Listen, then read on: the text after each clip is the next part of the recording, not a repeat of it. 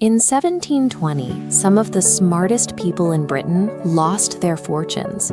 Even Isaac Newton, a man who could calculate the motion of the stars, was wiped out by a company named after an ocean he had never seen.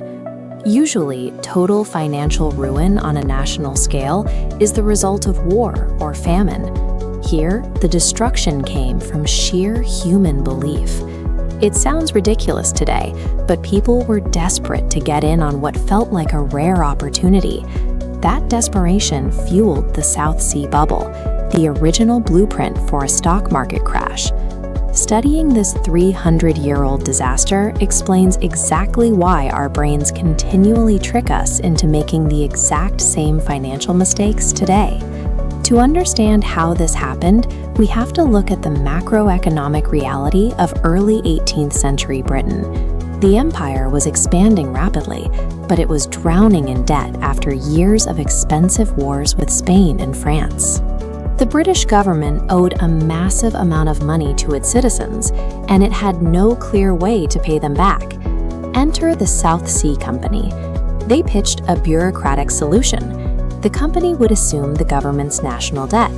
In exchange, the government granted them a total monopoly on trade in South America. To make this work, they offered individual debt holders a gimmick. Citizens could swap their boring, slow-paying government IOUs for exciting shares in this brand new enterprise. There was one glaring problem with this promised trade monopoly. Britain did not actually control trade in South America. The underlying asset generating these returns was highly uncertain.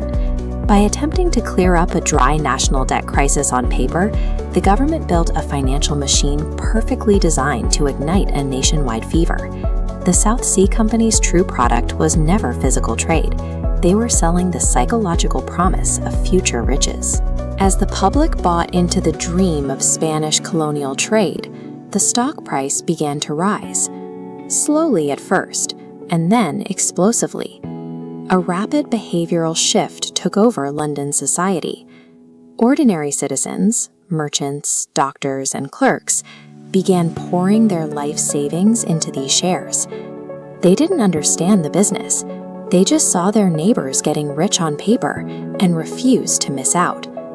Standard financial logic eventually vanishes. Investors start operating on a single belief that prices can only go up and that risk no longer exists. When emotional contagion and the fear of missing out replace rational valuation, a market ceases to be an economy. It becomes a dangerous collective illusion.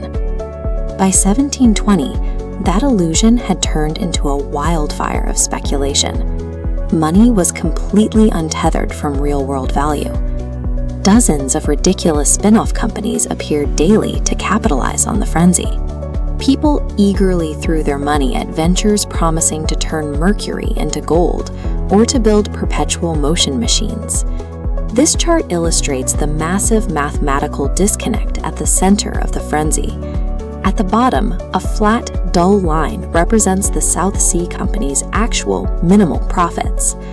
Shooting off the top of the scale is the company's violently steep, glowing market value. Behind the public hype, the underlying trade expectations were mathematically impossible to meet. The company simply wasn't generating enough real profit to justify its soaring valuation. The smart money noticed. Wealthy insiders and early investors saw the math failing and began quietly selling off their shares in secret. A bubble projects maximum invincibility to the public at the exact moment insiders are scrambling for the exits. That quiet insider sell-off created a sudden vacuum. The market had run out of new buyers to sustain the inflated prices. The psychological reversal was violently fast. The exact same intense emotion that drove the market up instantly flipped into sheer, unadulterated panic. The stock plummeted. Fortunes built over months vanished in days, leaving families holding nothing but worthless paper certificates. The ensuing investigations uncovered deep political connections and insider deals.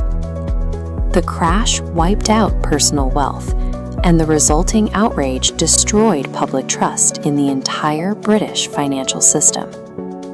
We have traded wooden ships for internet startups and digital coins, but the human mechanisms driving these markets remain identical.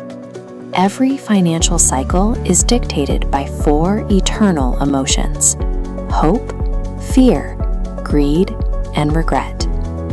Real economic value takes immense time to build. Whenever the crowd unanimously agrees an investment can only go up, history is quietly preparing a correction. The next time you see a viral financial trend, you have to ask yourself a question. Are you looking at a true opportunity, or are you just staring at another human-driven